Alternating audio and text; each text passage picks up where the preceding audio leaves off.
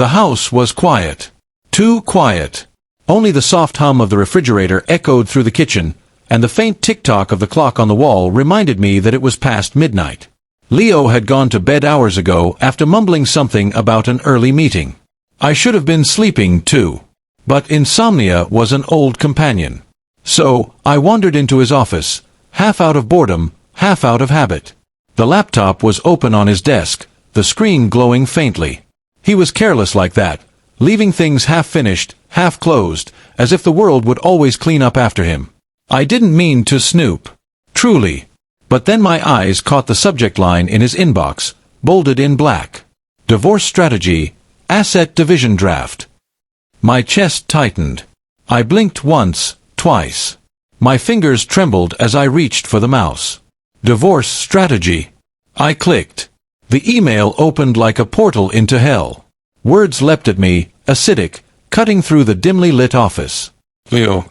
As we discussed, our best chance is to argue that Serena lacks independent income and relies solely on your support. We can frame her as financially dependent, which will strengthen your case for a larger share. If we establish marital waste on her part, extravagant spending, emotional instability, it should work in your favor. David, attorney. My breath caught. The room spun for a moment. I wasn't snooping, but fate had shoved the truth into my hands.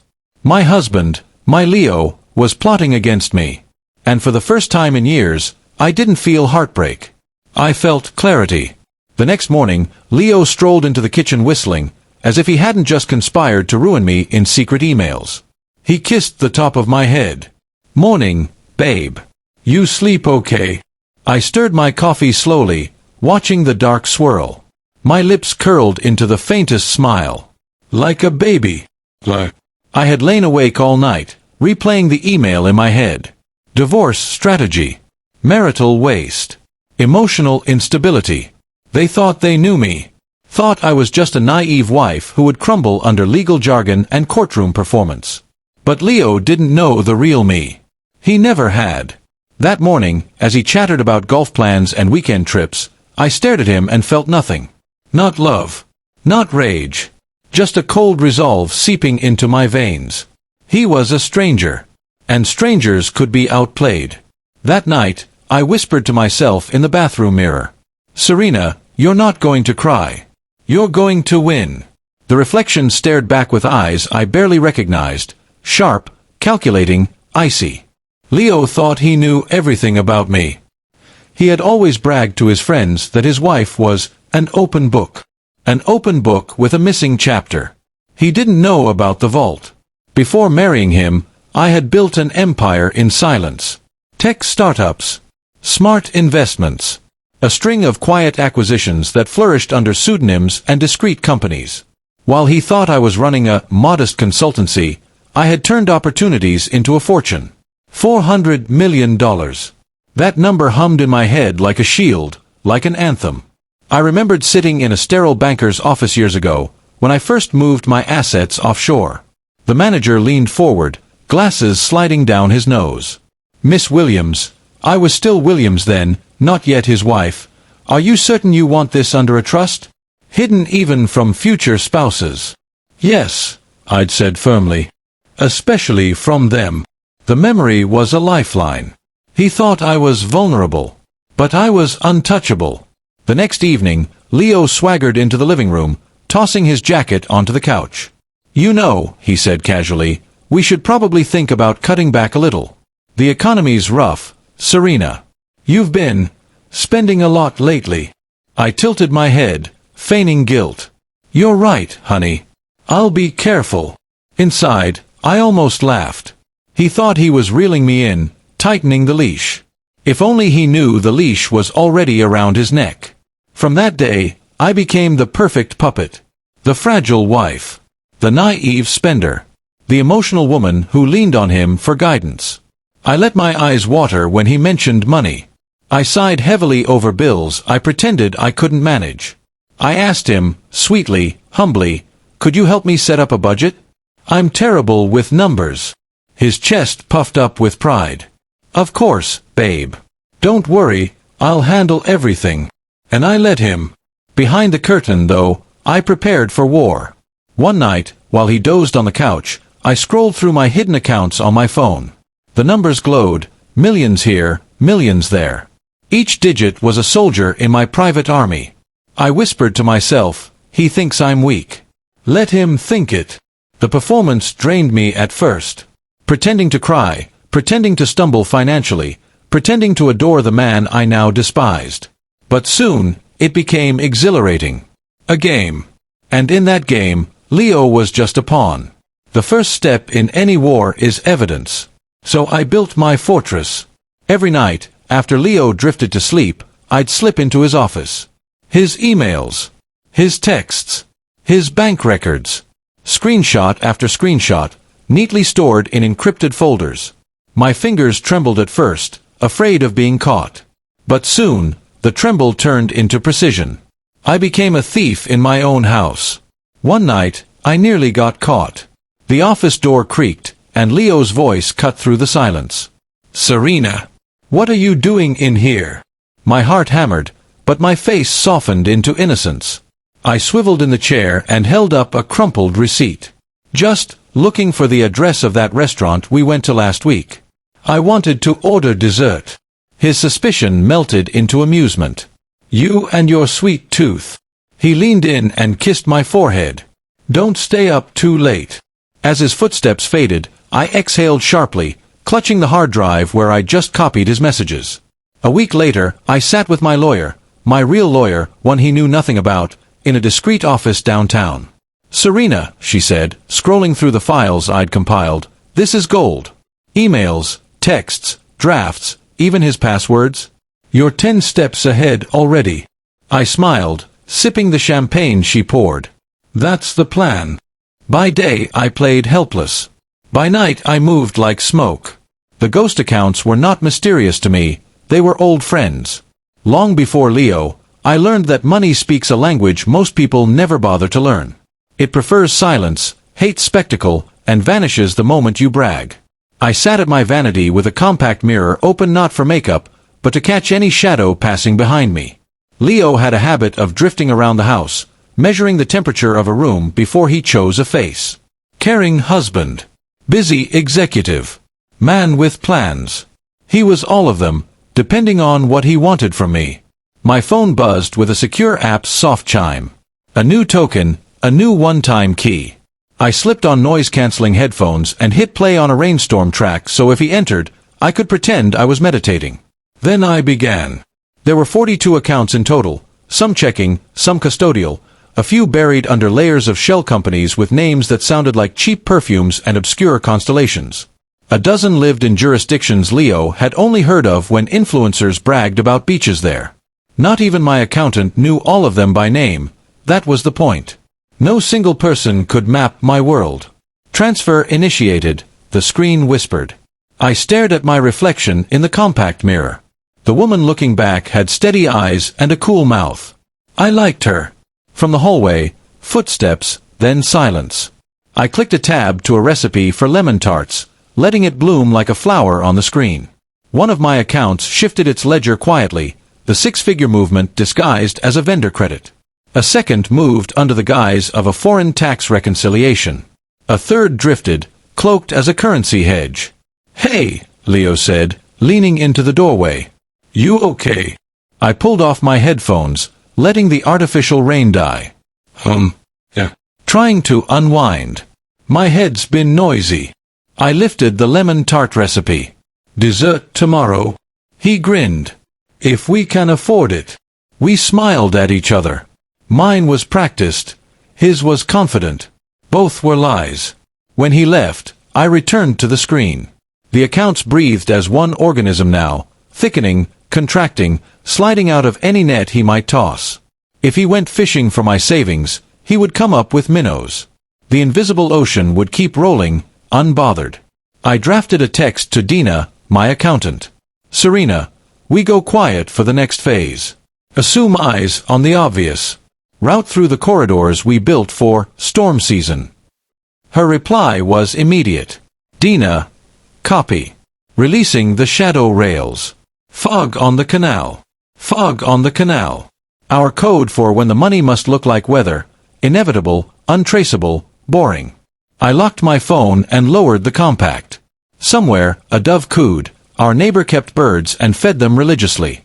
I wondered if doves ever understood the meaning people pinned to them: hope, mercy, peace. Or if they were like money, quietly practical, uninterested in stories. By the time I closed the laptop, my ghost empire had moved 2 steps further from daylight. It would keep moving until it was safe behind walls nobody knew existed. And then, if needed, it would fight. Dina's office smelled like old paper and expensive tea. The walls were a calm ocean color, and the blinds made a soft ticking sound when the air conditioner kicked on. Beside me sat Marlo, my business lawyer, a woman with cleanly cut hair and a gaze that clipped through excuses like a pair of shears. Dina pushed a folder into the center of the table. "The trust moves were effective," she said. "But if he's starting a divorce strategy, we assume discovery requests, fishing expeditions, and possibly surveillance," Marlo finished, tapping the folder. "We use the offshore gambit now, or we don't use it at all." I leaned back. "We use it." Dina cracked her knuckles, then flipped open the papers.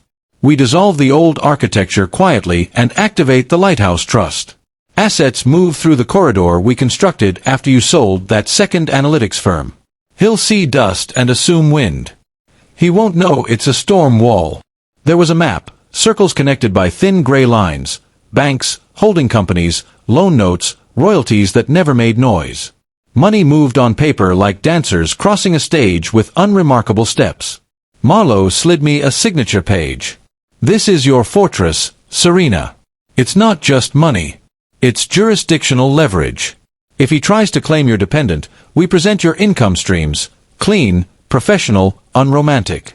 If he tries to argue marital property, we produce timing, prenuptial carve-outs, and clear boundaries. And if he gets nasty..." "If..." I smiled. "When," Marlo corrected, "we show him there's nothing to bleed." Dina cleared her throat. "There's one more thing. The Cayman fiduciary wants a verbal confirmation. They're old school. They want to hear your voice." She dialed, then placed the call on speaker. A man's voice answered, precise, measured, like a watchmaker. "Ms. Williams.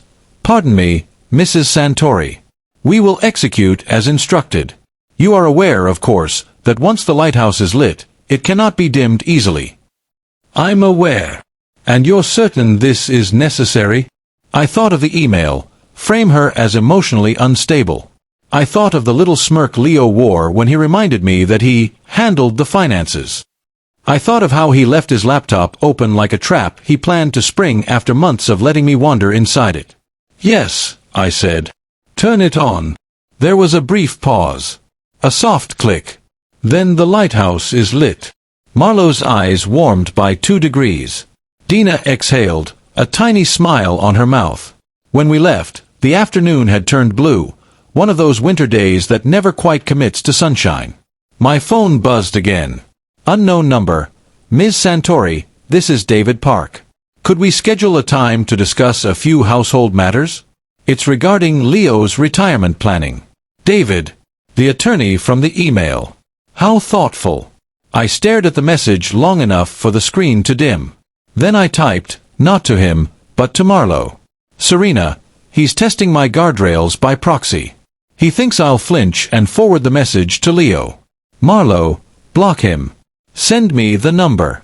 We'll let him trip on his own wire." I blocked David and slid the phone into my coat. The offshore gambit had begun. There would be those who called it ruthless. Those who preferred their fairy tales soft and their endings clean. But real safety was never gentle. It was steel and angles and doors that locked from the inside. On a Tuesday night, I stood in Leo's office holding my phone like a scalpel. He'd taken his gym bag and some bravado and disappeared to a men's group that always ended at a whiskey bar, where vulnerability came in flights. He wouldn't be home for hours. I clicked the mini LED on the phone and let its light skim the desk like a flat silver blade. The leather blotter. The ceramic pen tray. The framed photo of us on a beach the year we married, his hand resting on my hip with proprietary ease. The camera didn't need any of that. "Let's go," I whispered to myself. It was how I calmed my pulse. Small commands, steady as a metronome.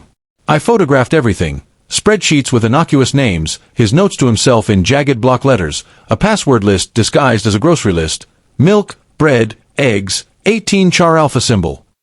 That would have made me laugh if it didn't make me nauseous. Receipts, safekeeping memos, the letter from a boutique PI firm offering discreet solutions to sensitive domestic concerns. "Hello there," I murmured to the letter, as if it had a face. "We'll be seeing you again." In the bottom drawer, under a tangle of phone chargers and souvenir coasters, I found a small hardback notebook with a pattern of fishes. The first half was blank. The second half held dates and addresses and initials. Dotted lines between names. A poor man's conspiracy board. DS, Friday, 11:30. Ask about affidavit template. Yes. David's initials. I took 3 photos, then shot a video slowly panning the pages. If he tried to tear out one, I'd be able to prove the whole came first. I sat in his chair, held the phone to my ear, and recorded a voice memo. Paper trail, Exhibit H. He's compiling a schedule with counsel to build narrative around Serena's instability. You can see where he writes, affidavit template. He plans to solicit statements. I paused, felt a hot ripple of anger, then willed it to ice. We will be ahead of this when it surfaces. My hands were steady when I returned everything exactly as I found it. The drawer closed with a clean click that sounded to me like punctuation.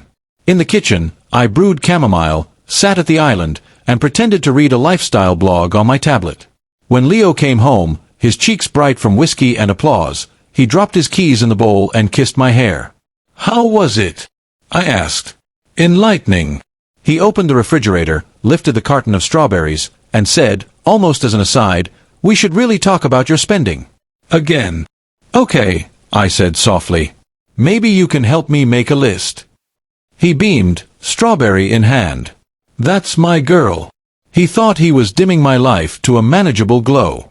He had no idea I was filming in daylight elsewhere, pages and pages of his carelessness, turning into my armor. The camera was the size of a peppercorn and the price of a flight to Paris. It arrived in a box within a box, and then inside a velvet pouch as if it were jewelry.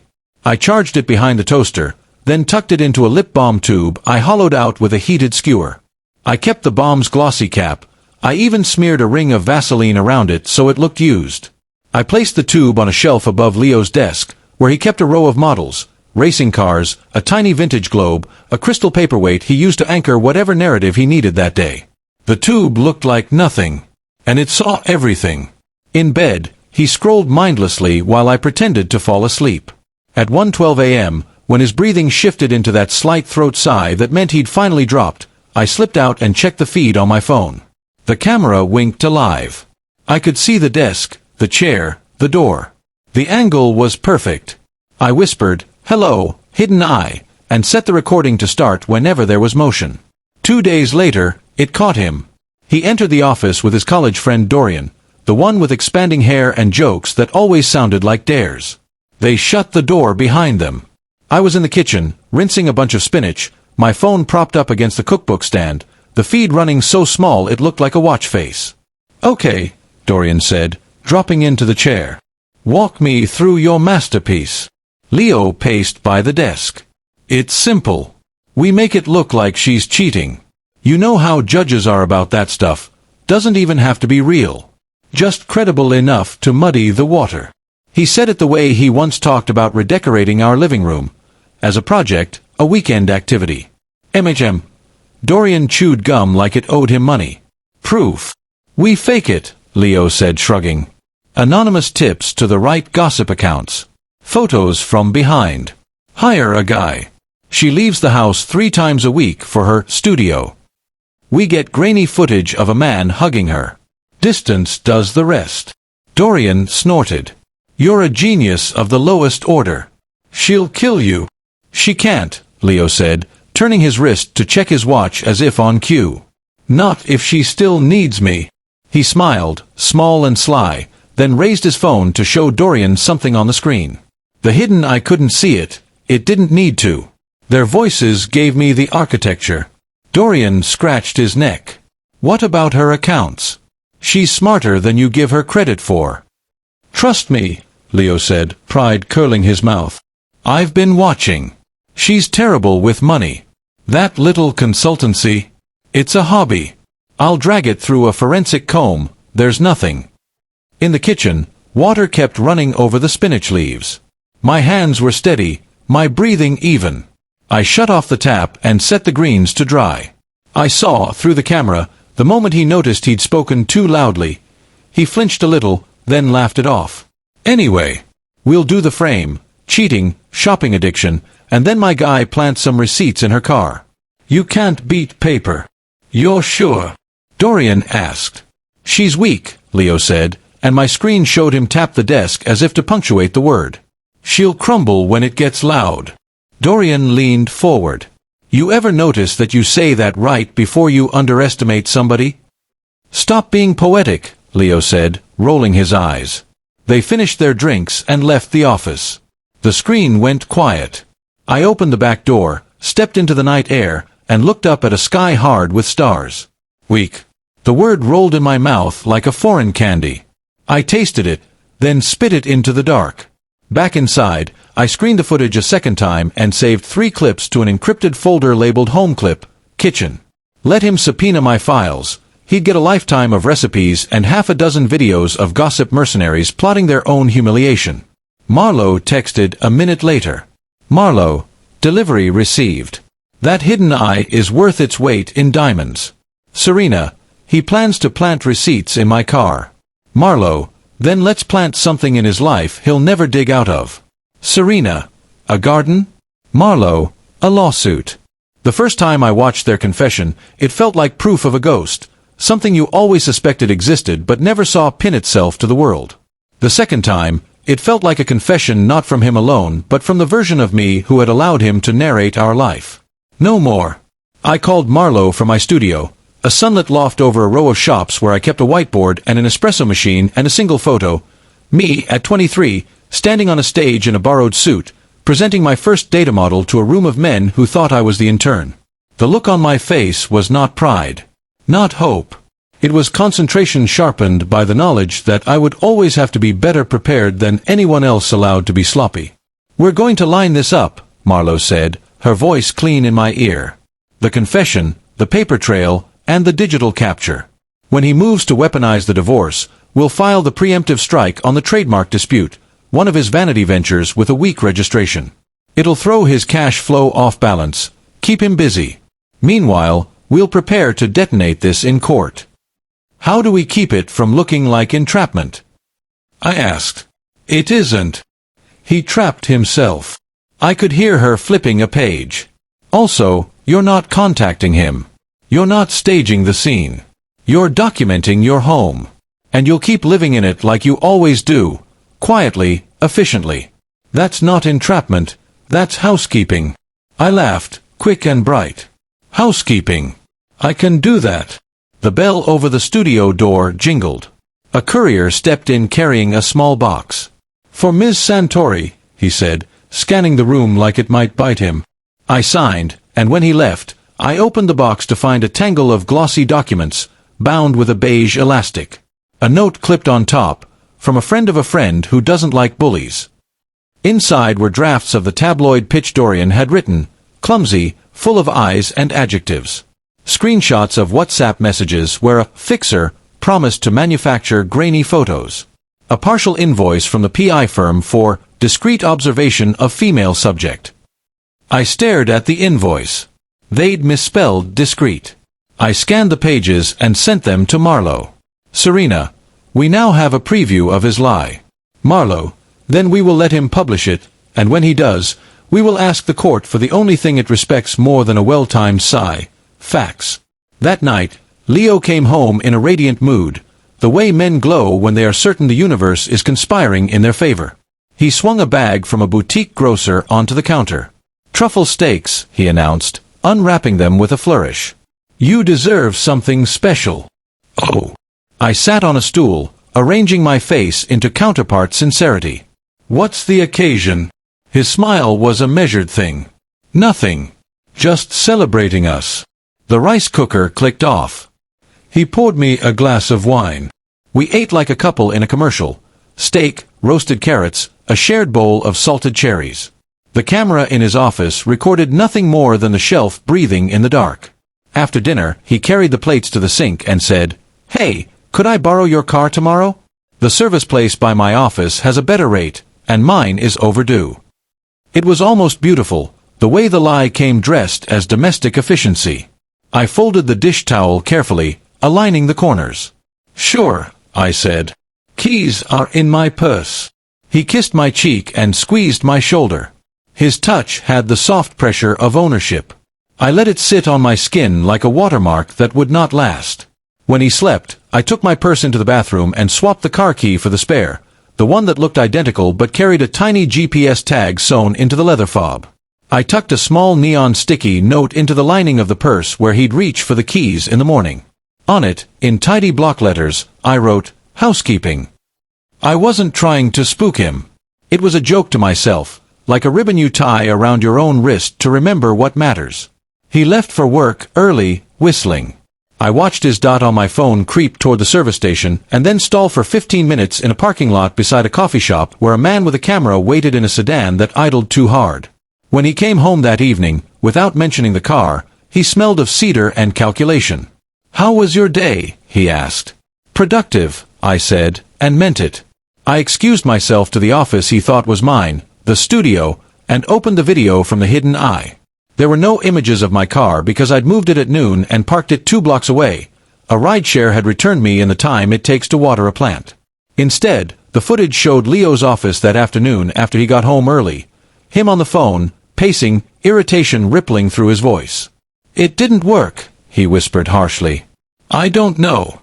She must have. I don't know. Try again tomorrow." Silence. Then a laugh from whoever was on the other end. "Dorian, probably. She must have what? Gotten smarter while you were busy calling her weak." Leo didn't answer. The silence expanded. My screen recorded it like a collector catching rare air in a jar. I sent the clip to Marlo with 3 more from the first night. She responded with a single line. "Marlo, tomorrow, we begin the first blow." I took a long shower that night, letting the water drum the back of my neck until thoughts loosened and slid away. When I turned off the tap, the house felt too quiet. I walked through each room slowly, the hall bath with its pale green tile, the guest room we never used, the closet where we kept beach chairs we pretended to need. I paused at the office door and looked at the lip balm tube on the shelf like a talisman. "Housekeeping," I said aloud. "Then war." He snored softly, sprawled on the bed like a man who believes in his own impunity. I slid in beside him and watched the shadow of the ceiling fan cut the moonlight into quarters above us. It wasn't romance that kept me awake, it was choreography. Lawyers and lighthouses, ghost accounts and hidden eyes. The next move would be loud. Not a scream but a bell, one that rang in the bones and made everyone stop talking long enough to listen. When I finally slept, my dreams were straight lines, signatures, filings, the quiet click of a judge's pen. And somewhere in the dream, a dove looked at me with a practical eye, as if to say, "Hope is fine. But paper wins." Morning came with the sharp white sun of a plan about to become a fact. I brewed coffee, watched steam rise, and thought of all the women taught to wait for kindness that never arrived. I was done waiting. I set my mug down carefully, texted Marlo, and typed 3 words that tasted like steel and honey at once. "Serena, light it up." And we did. The lawsuit was filed at precisely 9:14 a.m. on a crisp Thursday morning. Not against Leo directly. No, Marlo was far too elegant for blunt instruments. It was against his pet project, a vanity business he'd poured too much time and ego into. A boutique coffee chain that had never turned a profit but gave him the illusion of being a visionary. When the papers hit his desk, he was at home, fresh out of the shower, towel around his waist. I watched from the kitchen counter as he opened the envelope, his face shifting from curiosity to shock to rage. "What the hell is this?" he barked, storming toward me with damp hair dripping onto his collar. I widened my eyes, tilting my head innocently. "What's wrong?" He slapped the papers onto the counter. "Some idiot is suing my company for trademark infringement. They're claiming my logo's too close to theirs." I picked up the papers and skimmed them, my expression artfully puzzled. Oh no, honey. That sounds serious. It's garbage. He ran a hand through his hair, pacing. They can't do this. Do you know how much time I've put into this business? They're trying to destroy me. I placed a gentle hand on his arm. You'll fight it. You always win. Inside, I smiled. Because I had lit the match. When he struck back, it was sloppy. 3 weeks later, a glossy tabloid article appeared online. Entrepreneur's wife in secret affair with mystery man. Photos accompanied the piece, grainy images of a woman with my build, laughing with a man outside a cafe. The headline screamed scandal, and the comments section feasted. I was in my studio when Marlowe called. You've seen it? Yes. My voice was calm. He moved faster than expected. Marlowe chuckled. Sloppy. Look at the metadata. The cafe in the photo. Closed 2 years ago. And the file creation date? Last month, on your home Wi-Fi. My chest tightened, not with fear but satisfaction. He thought he was clever. He thought he was winning. That evening, Leo strutted into the living room with the air of a man who believed he'd just destroyed me. Rough day, babe? He asked, feigning sympathy. You've been trending. I looked up from my tablet, feigning confusion. Trending. He tossed a magazine onto the table. Don't play dumb. It's all over the blogs. That little studio time of yours isn't so innocent, is it? I stared at him for a long moment, letting silence stretch until his smirk twitched. Then I stood, smoothed my blouse, and whispered, Be careful, Leo. He blinked. What's that supposed to mean? You'll see. The forensic expert's office smelled of toner and cold metal. Screens glowed with lines of data, timestamps, IP addresses, metadata. Dr. Jensen, a man with spectacles perched at the edge of his nose, turned to me. He didn't even try to mask it properly. These photos were fabricated on your home network. He uploaded them from his own laptop. He clicked a button, and the screen split. On one side, the fake tabloid images. On the other, the Wi-Fi logs from our router. Identical timestamps. Identical fingerprints. I leaned forward. So when the time comes... He nodded. We can prove he created the evidence himself. Any judge with a brain will see this as fraud. Later, I sat across from Marlowe in her office, the evidence file thick between us. Timing is everything, she said. We won't use this yet. Let him dig deeper, let him feel invincible. And then... We flipped the table, I finished. Her smile was sharp. Exactly. That night, Leo swaggered into bed, smelling faintly of whiskey and arrogance. You know, he murmured, once a cheater, always a cheater. I turned to face him in the dark, my voice smooth as glass. Good thing I never cheated then. He laughed softly. We'll see what the world thinks. I stared at the ceiling, heart steady. The world will know what I choose it to know. The courtroom buzzed with low murmurs. Reporters sat in the back, their pens ready to pounce. Leo sat at the defendant's table with David, his smug attorney, both of them whispering confidently. He looked like a man about to win. I sat with Marlowe, composed, my files neatly stacked. The judge entered, and silence fell. The case began with Leo's accusations, his attorney presenting the fabricated photos, his concerns about my spending, his claims that I was unstable. He spoke with theatrical pauses, as though auditioning for a role. When it was our turn, Marlowe stood. Your Honor, the defense would like to present additional evidence. She rolled in a projector cart. The lights dimmed. Leo frowned, shifting in his seat. Exhibit A, Marlowe said smoothly, clicking the remote. The screen flickered, and then came the video. Leo and Dorian, in his office. Planning my downfall. The courtroom gasped. On screen, Leo's voice filled the air. We make it look like she's cheating. She's weak. She'll crumble when it gets loud. The color drained from his face. I watched him, and for the first time, he looked afraid. The judge's eyes narrowed.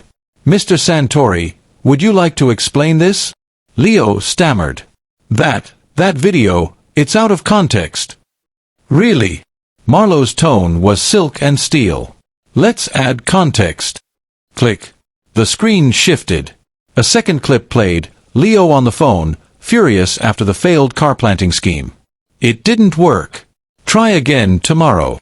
The courtroom erupted in whispers. Marlowe held up a thick binder. And here, Your Honor, are the forensic reports proving that the so-called affair photos were fabricated on Mr. Santori's own Wi-Fi, on his own laptop. The judge leaned back, eyes hard. Enough. This court will not tolerate fraud. Leo buried his face in his hands, muttering under his breath. I sat still, composed, while the storm raged around him. Inside, a single thought pulsed steady and strong. You underestimated me. The projector's glow still lingered in the courtroom air, but Marlowe wasn't finished. Your Honor, she said, clicking her remote again, the digital evidence doesn't stop with the fabricated photos.